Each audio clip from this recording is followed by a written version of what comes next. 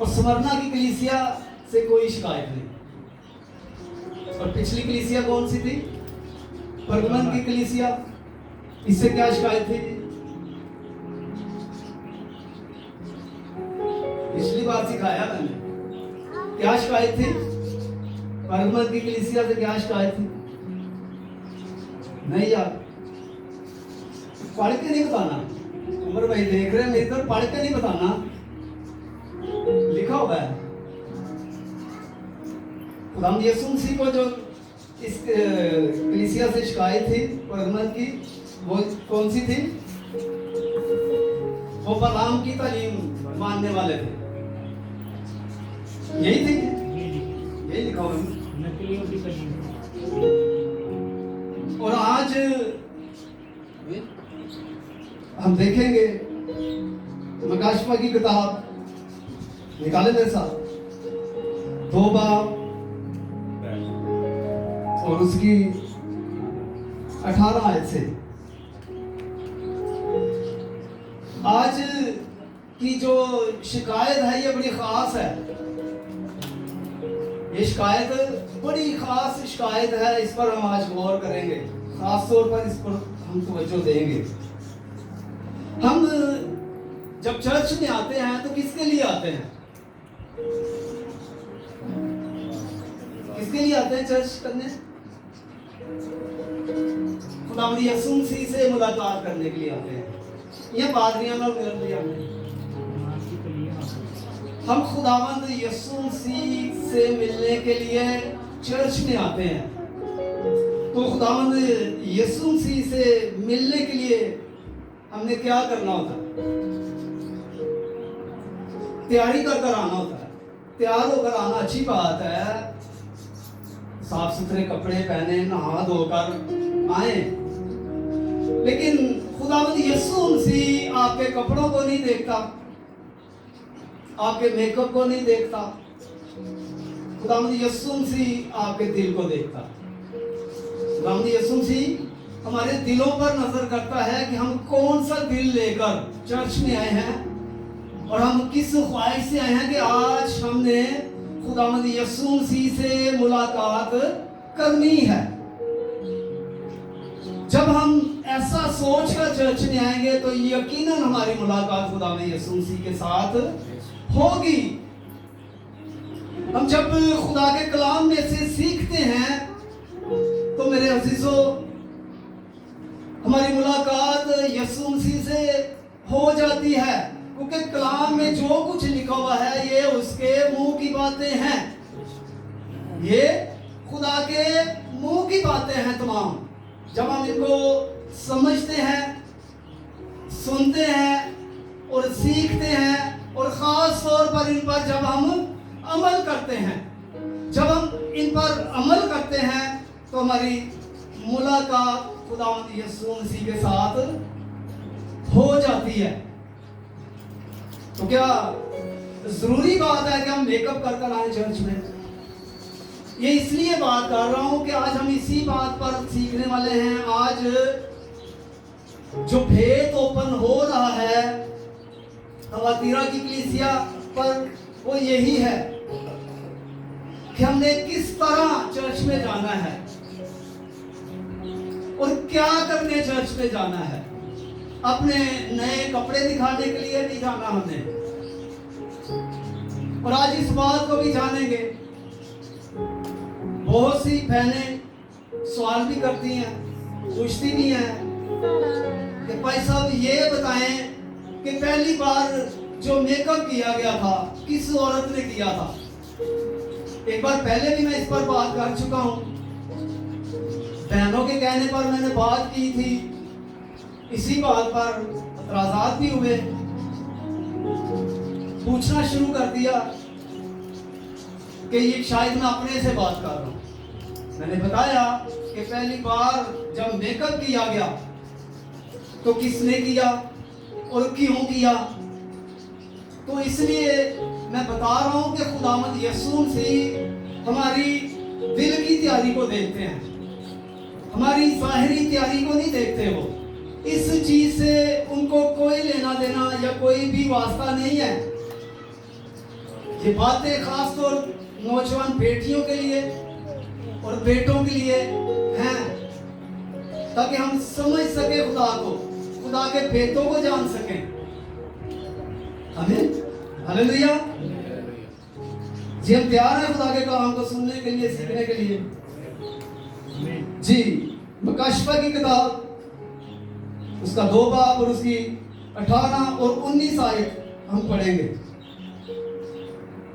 जी भाई बड़े आराम से पढ़ना है आपने। जी मुकाशफा की किताब उसका 2 बाब और उसकी 18 से पढ़ेंगे। थवातीरा की कलीसिया को पैगाम।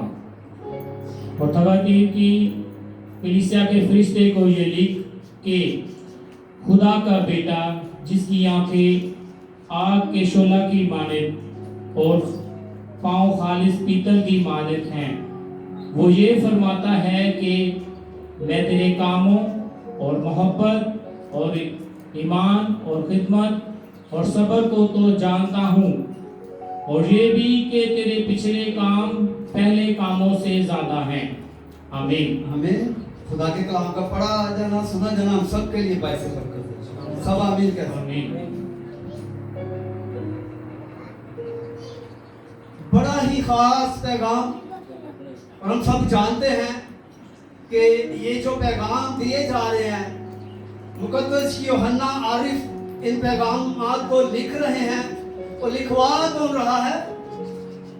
खुदावंद यीशु मसीह तमाम पैगाम लिखवा रहा है और तमाम कलीसियाओं को भेज रहा है। और यहाँ पर बड़ी ही खास बात हमें मिलती है। जो थवातीरा की कलीसिया को पैगाम दिया जा रहा है, बहुत से लोग, खैर कुमाम के लोग सवालात करते हैं कि जी कहाँ लिखा हुआ है कि यीशु मसीह ने कहा कि मैं खुदा का बेटा हूं। और ये पैगाम लिखने वाला कौन है जी? यूहन्ना आरिफ। और लिखवाने वाला कौन है? खुदावंद यीशु मसीह। और खुदावंद यीशु मसीह क्या लिखवा रहे हैं कि थवातीरा की कलीसिया को ये लिख के खुदा का बेटा। कौन बता रहा है जी? खुदा का बेटा। वो मुतारफ करवा रहे हैं अपने आप को कि मैं खुदा का बेटा हूं। ये उन लोगों के लिए बात है जो लोग कहते हैं जी कहाँ लिखा हुआ है? हमें तो नहीं मिलता कि खुदावंद यीशु मसीह ने खुद कहा जी मैं खुदा हूं, या कि मैं खुदा का बेटा हूं। ये उन लोगों के लिए बात है कि इस हवाला को नोट कर सकते हैं। यहाँ पर खुदावंद यीशु मसीह बता रहे हैं कि खुदा का बेटा, जिसकी आंखें आग के शोला की मानित है, और पांव कैसे जी? खालिस पीतल की मानित।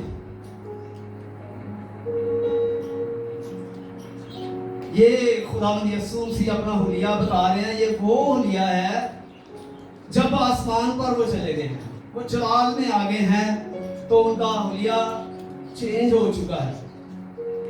उनकी आंखें ऐसी हो चुकी हैं कि जैसे आग का शोला है, आग के शोला की मानद उनकी आंखें हो चुकी हैं, और पांव खालिस पीतल की मानद हो चुके हैं। और वो ये फरमाता है, क्या फरमाता है जी?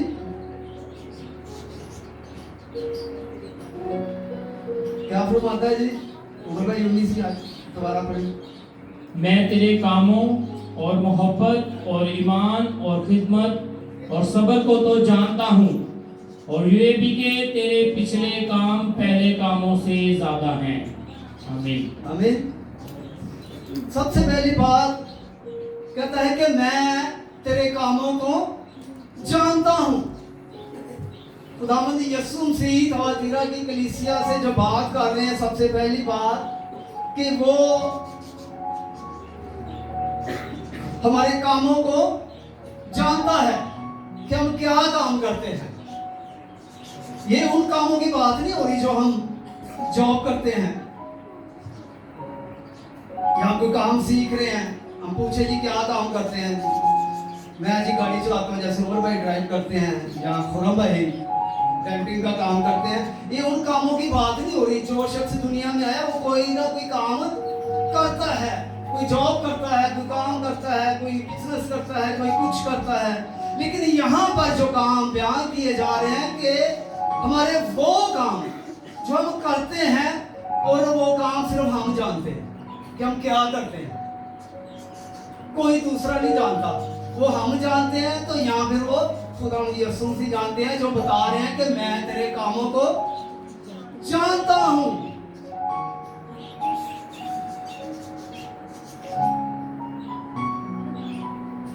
कामों को जानता हूं और मोहब्बत और ईमान, वो हमारी मोहब्बत को भी जानता है, हमारे ईमान को भी जानता है। दीगर अगर हमारे अंदर कोई कमजोरियां हैं या कोई दिलेरी है या हमारे अंदर कोई बहुत अच्छे काम है या हम बहुत अच्छी खिदमत करते हैं, वो हमारी खिदमत को भी जानता है, हमारी मोहब्बत और हमारी खिदमत को और हमारे सब्र को जानता है कि हमें सब्र कितना है, हमारी खिदमत कितनी है, हमारी मोहब्बत खुदा के साथ कितनी है, हमारी एक दूसरे के साथ कितनी मोहब्बत है, हम कितनी रफाकत एक दूसरे के साथ रखते हैं। ये तमाम बातें जो हैं वो खुदावंद यीशु मसीह तवातीरा की कलीसिया को बता रहे हैं। और ये तमाम बातें उन तमाम कलीसियाओं के लिए भी हैं जो सिर्फ 7 कलीसियों तक नहीं है। तमाम कलीसियाएं जो आज मुख्तलिफ तरीका से खिदमत कर रही हैं और खुदा का नाम ले रही हैं, इसलिए वो कहता है कि मैं तेरे पिछले कामों को भी जानता हूं, जो पहले कामों से ज्यादा हैं।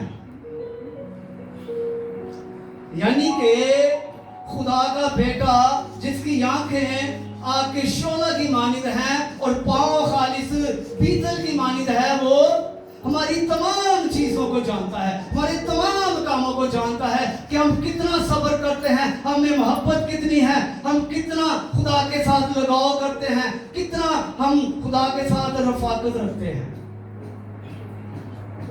हमारी मोहब्बत को, मुशक्कत को, मुश्किल को, मुसीबत को और तमाम चीजों को जानता है। हम अपनी चीजें एक दूसरे से तो छुपा सकते हैं, लेकिन खुदा से हम अपने किसी भी काम को छुपा नहीं सकते। आमीन। और खास बात जो 20वीं आयत में हम सीखने वाले हैं, जिस बात से खुदावंद यीशु मसीह को शिकायत है, इस शिकायत को हम सीखेंगे। जी 20वीं आयत पढ़े जी, बड़ी तवज्जो के साथ सीखिएगा, ये शिकायत याद रखनी है। पर मुझे तुझसे ये शिकायत है कि तूने उस औरत एजबेल को रहने दिया है जो अपने आप को नबिया कहती है और मेरे बंदों को हरामकारी करने और बुतों की कुर्बानी खाने की तालीम देकर गुमराह करती है। आमीन। कितने लोग हैं जो एजबेल को जानते हैं, एजबेल की स्टोरी को जानते हैं? जानते हैं कितने लोग हैं? बाइबल में एजबेल की स्टोरी लिखी हुई है। अगर आप पढ़ना चाहते हैं, सीखना चाहते हैं तो आप सीख सकते हैं। और ये स्टोरी दोबारा बताने का मतलब खुदावंद यीशु मसीह का कोई खास मतलब है, कोई खास पैगाम है। और ये शिकायत है थवातीरा की कलीसिया से कि उसने उस औरत एजबेल को रहने दिया। यानी कि ये औरत, अगर हम देखते हैं पुराने अहदनामा में, सलातीन की किताब में हमें मिलती है, जब हम इस पर नजर करते हैं तो ये औरत मर चुकी है, ये खत्म हो चुकी है। ये एक ऐसी औरत थी जिस औरत ने मेकअप का आगाज किया, इससे मेकअप का आगाज हुआ था। ये मेकअप करती और अपने महल की खिड़की के बाहर खड़े होकर लोगों को देखती और खुदा के बंदों को कायल करती, हरामकारी करने के लिए, बदकारी करने के लिए और पुतों की तालीम देने के लिए। ये वो औरत है। इस औरत ने कोशिश की, मर्दे खुदा एलिया पर भी इसने कोशिश की कि इसको भी मैं अपने कब्जा में करूं, लेकिन वो मर्दे खुदा एलिया खुदा का खादम था, वो इसके कब्जे में ना आया, उसको ये काबू ना कर सकी और खुदा के बंदा ने इसको बददुआ दी कि तू इसी खिड़की से गिरेगी और मर जाएगी और तेरा खून कुत्ते चाटेंगे। और ठीक यही कुछ हुआ, उसके साथ इसी तरह ही हुआ। ये सारी हिस्ट्री लिखी हुई है, हम इसको देख सकते हैं, सीख सकते हैं। और क्यों ये दोबारा इस बात को दोहराया गया है, ये खास बात है। ये एस्तेर जो है ये तो खत्म हो चुकी है, मर चुकी है, फिर मकाशफा की किताब में क्यों बयान किया गया है? मेरे अजीजों, ये सीखने वाली बात है। इस बात को समझना है कि वो औरत एस्तेर जो थी वो एक जादूगरनी थी। वो मर तो गई है, लेकिन उसकी तस्वीरें आज भी मुख्तलिफ कलीसियाओं में, मुख्तलिफ चर्चिस में काम कर रही है। कैसे काम कर रही हैं वो हम सब जानते हैं। हम जब चर्च में आते हैं, हम अपने अंदर को तैयार नहीं करते, अपना जहरी तैयारपन जो है वो दिखाने के लिए चर्चिस में आते हैं, जबकि हमें जरूरत है कि हम अपने दिलों को तैयार करें, क्योंकि हम किससे मिलने जा रहे हैं? हम खुदावंद यीशु मसीह से मुलाकात करने के लिए चर्च में जाते हैं। अपना आप दिखाने के लिए चर्च में नहीं आते। बहुत सी बहनें ऐसी हैं, बहुत से भाई ऐसे हैं जिनके बाल सेट नहीं होते, बहुत से खादमुद्दीन ऐसे हैं जिनके अंदर आज भी ये औरत एजबेल की तस्वीरें काम कर रही हैं। किस तरह काम कर रही हैं? मुख्तलिफ तरीकाकार से। आज हम सोचते हैं कि इस खादम को हम अपने घर बिठाएं या ना बिठाएं। हम सब जानते हैं कि ये खादमुद्दीन जो है, इनके अंदर औरत एजबेल कैसे काम कर रही है। बहुत से खादम हमें नजर आते हैं जो घरों में आते हैं और करते क्या हैं? हरामकारी करते हैं। जिन बेटियों को तालीम देने के लिए जाते हैं और उन्हीं को भगा कर ले जाते हैं। बहुत सी हिस्ट्री हमें मिलती हैं जो खादम ऐसा करते हैं। हम किस खादम पर इतबार करें? ये उस तालीम की बात हो रही है जो वो औरत एजबेल लोगों को तालीम दे रही है, बाल की तालीम दे रही है, हरामकारी की तालीम दे रही है। हम किस खादम पर इत्मीनान कर सकते हैं? इत्मीनान उठ चुका है, कलीसियाओं से इत्मीनान उठ चुका है, चर्चिस में उल्टे काम हो रहे हैं। हमारी बेटियां चर्चिस में जाती हैं और बाद में पता चलता है कि वो फलाने नाल असरा हो गई।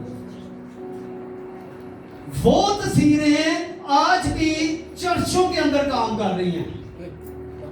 और ये खास बात खुदावंद यीशु मसीह तवातीरा की कलीसिया के फरिश्ता को लिख रहे हैं, यानी कि उस खादम को लिख रहे हैं कि तेरे ग्रुप में, तेरे लोगों में ऐसे लोग हैं जो बाल की तालीम को मान रहे हैं।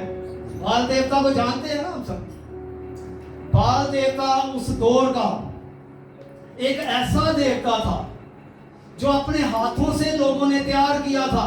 और ये एस्तेर उसकी तालीम देती थी कि ये खुदा है, इसको मानो, इसके आगे सजदा करो, इसको पूछो। ये एस्तेर उसकी तालीम देने वाली थी और हरामकार औरत थी, लोगों को हरामकारी पर जो है वो डालती थी। और मेरे अजीजों, आज भी बहुत से ऐसे लोग हैं जो बुत परस्ती में फंसे हुए हैं, क्या बुत परस्ती से बाहर आ चुके हैं? बहुत से ऐसे लोग हैं अभी भी बुत परस्ती करते हैं, आज भी अपने हाथों से मुजस्समा बनाते हैं और उसे कहते हैं कि मुझे दे, मुझे औलाद दे, मुझे फलां चीज दे, मुझे फलां चीज की जरूरत है।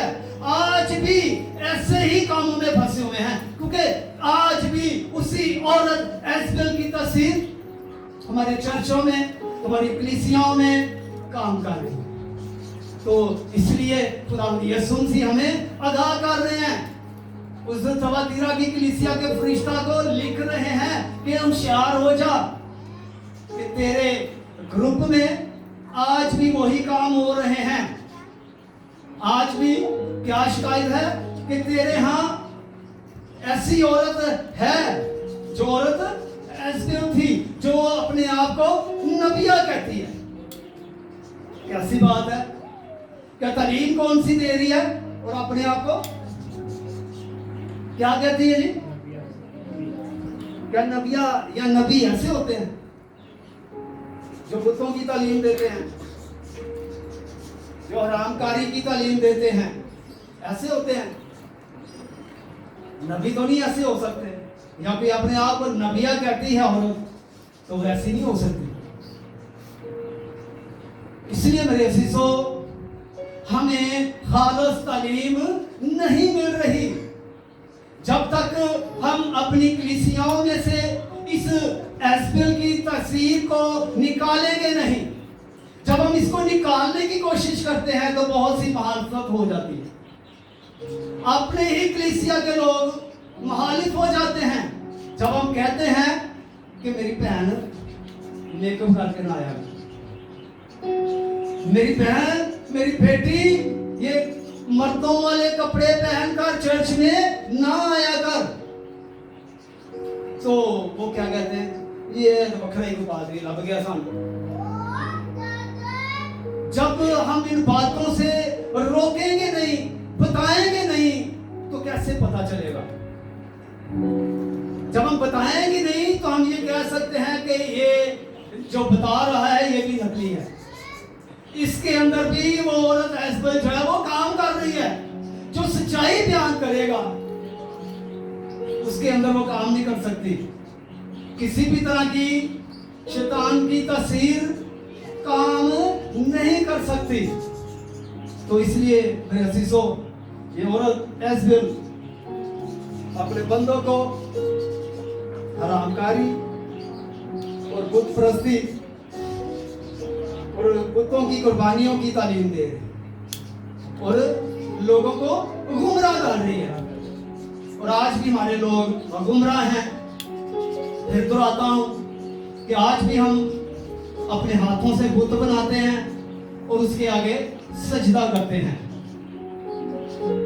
माजरत के साथ जो लोग इस वीडियो को मेरे चैनल के जरिया से भी देखेंगे, उन लोगों तक भी ये पैगाम है कि आज भी हम उसी जगह पर फंसे हुए हैं, अपने हाथों के बनाए हुए मुजस्समा को सजदा करते हैं और उससे मांगते हैं कि ये हमारी मन्नतें पूरी करता है। आपकी मन्नतें कोई भी पूरी नहीं कर सकता। कैसे पूरी हो सकती है, मुझे बताएं?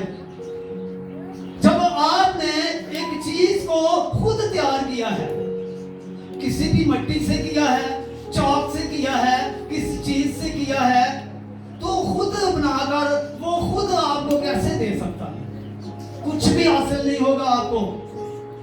आप जाएं, बुतों के पास जाएं, उसके आगे झुके, सजदे करें, कुछ भी करें, आपको कुछ भी हासिल नहीं होगा, बल्कि आप उल्टा मुश्किल में पड़ जाएंगे।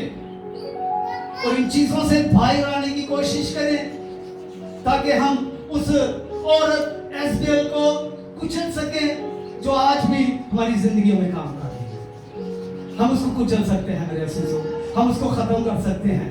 ये हमारे अपने ही इख्तियार में है। आमीन, हालेलुया। जोरदार क्लैपिंग यीशु मसीह के लिए जो हमें आने वाली बातें भी बताता है। हालेलुया जी। 21वीं आयत को पढ़ेंगे। मैंने उसको तौबा करने की मोहलत दी, मगर वो अपनी हरामकारी से तौबा करना नहीं चाहती। आमीन। आमीन। खुदावंद यीशु मसीह ने उसे तौबा करने की मोहलत भी दी है।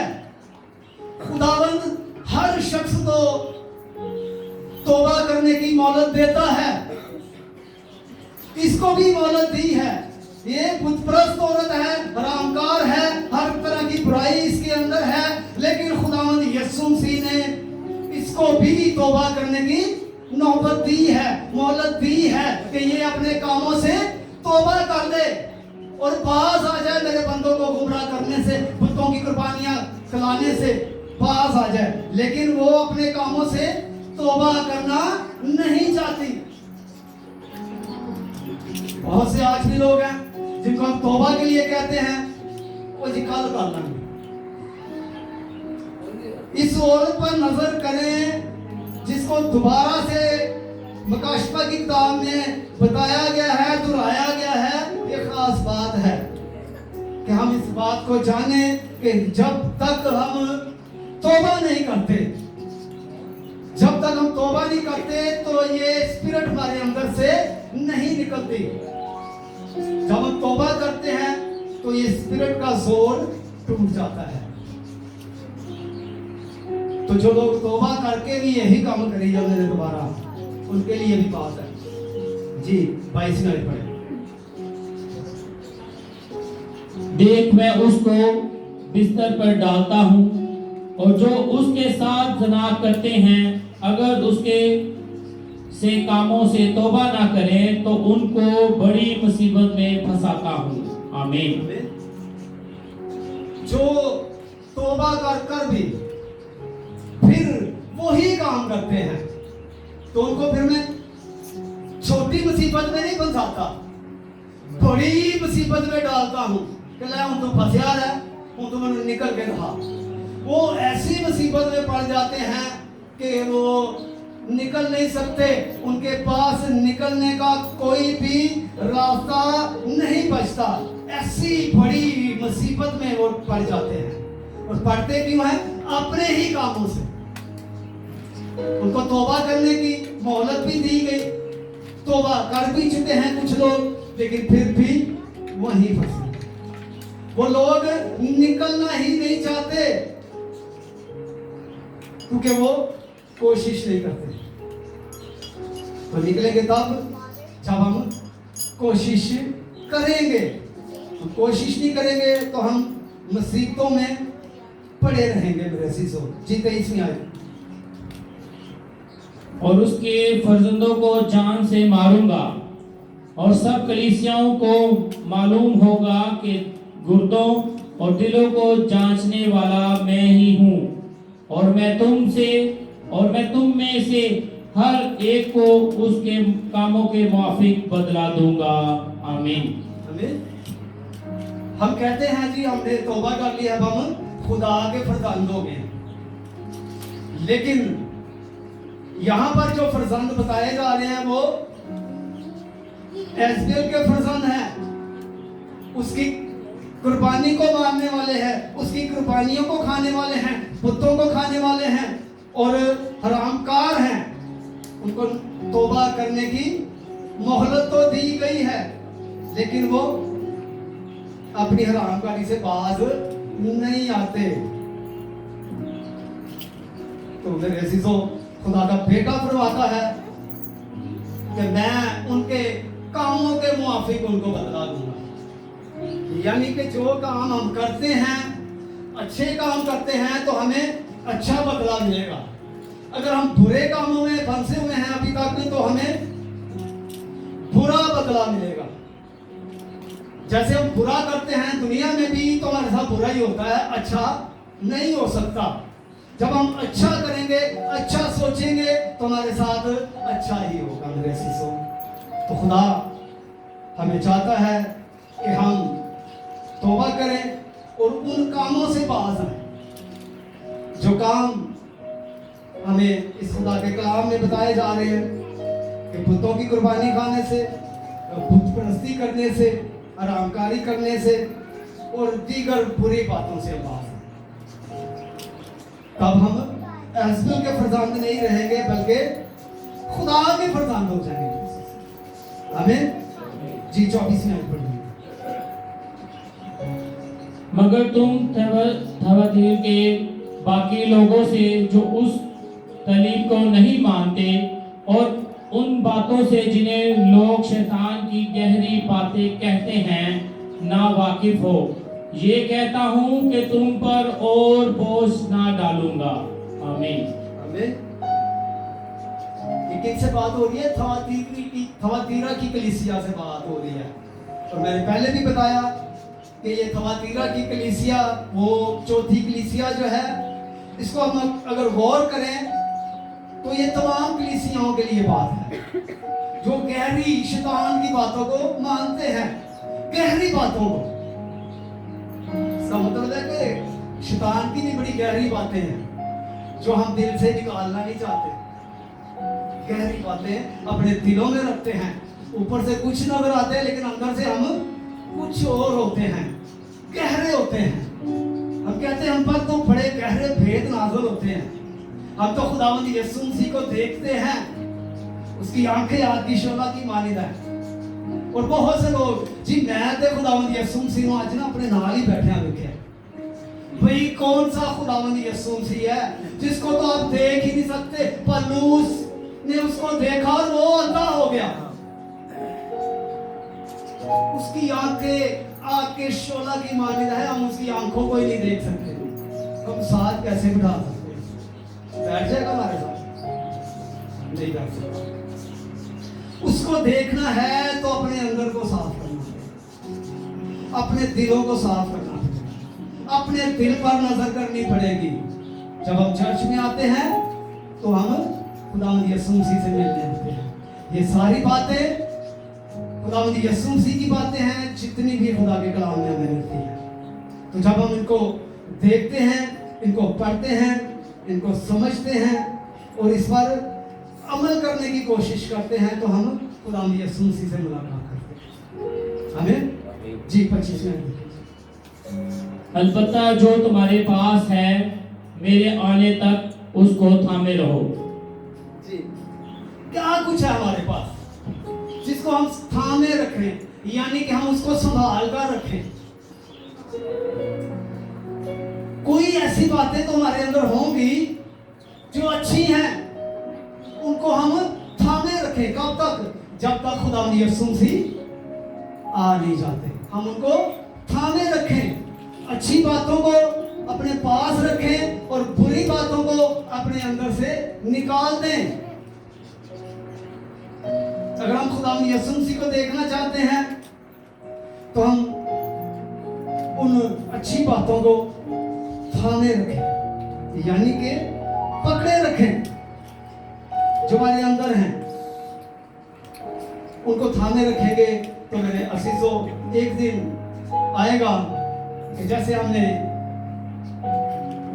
स्मरणा की कलीसिया पर सीखा था कि जान देने तक वफादार रहोगे तो मैं तुझे जिंदगी का ताज दूंगा। अगर हम इन बातों को, अच्छी बातों को थामे रखेंगे तो हम जिंदगी के ताज को हासिल कर सकते हैं। हमें हालेलुया। और लास्ट बातें हैं जो हर बार हमें एक गिफ्ट मिलता है। आज के गिफ्ट को देखेंगे कि आज का गिफ्ट हमें क्या दिया जा रहा है। जी 26 आयत। जो गालिब आए और जो मेरे कामों के मुआफिक आखिर तक अमल करे मैं उसे कौमों पर इख्तियार दूंगा। आमीन। जी पहली बात, जो गालिब आएगा उसको कौमों पर इख्तियार मिलेगा। जो इन तमाम बुरी बातों पर गालिब आएगा उनको कौमों पर इख्तियार मिलेगा। और जी 27 में आए। और वो लोहे के अज़ा से उन पर हुकूमत करेगा। जी जिस तरह के कुम्हार के बर्तन चकनाचूर हो जाते हैं, चनाचा मैंने भी ऐसा इख्तियार अपने बाप से पाया है। अच्छा, ये इख्तियार की जो बात हो रही है, ये इख्तियार किसके पास है? ये इख्तियार सिर्फ और सिर्फ खुदावंद यीशु मसीह के पास।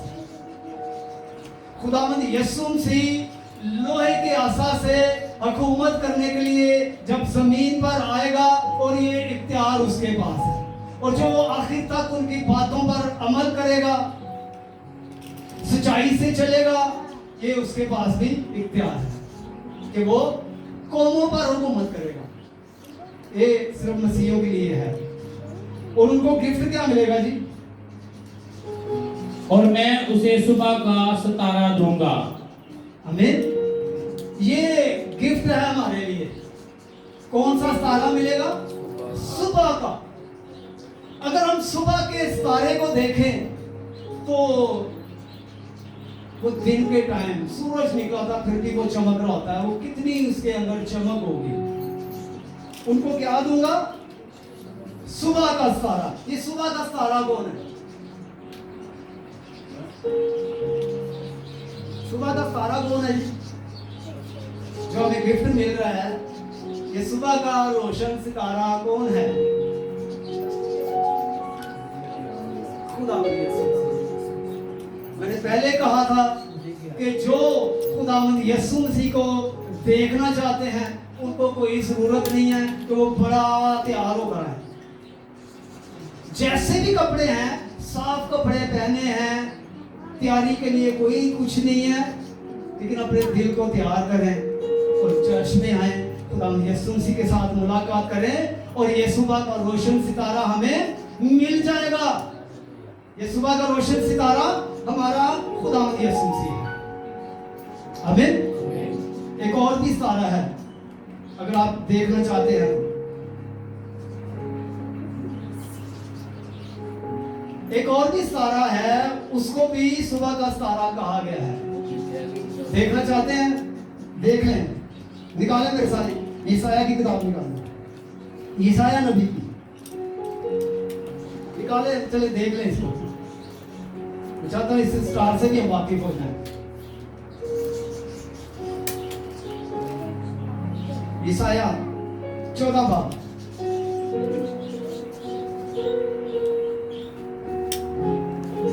आखिरी बातें हैं, क्लोज होने वाला है। तो चाहता हूं इस सुबह के सितारे को भी देख लें, जो सितारा हमारे अंदर ज्यादा काम करता है, जिसको हम ज्यादा पसंद करते हैं। ये वो स्टार है, इसको भी सुबह का सितारा कहा गया जी। 12वीं आयत, 12 और 13 दोनों आयतें पढ़ते हैं ताकि हम को समझ सकें। फिर से क्लोज करते हैं जी। यशायाह उसका 14 बाब और उसकी 12 ऐसे पढ़ेंगे।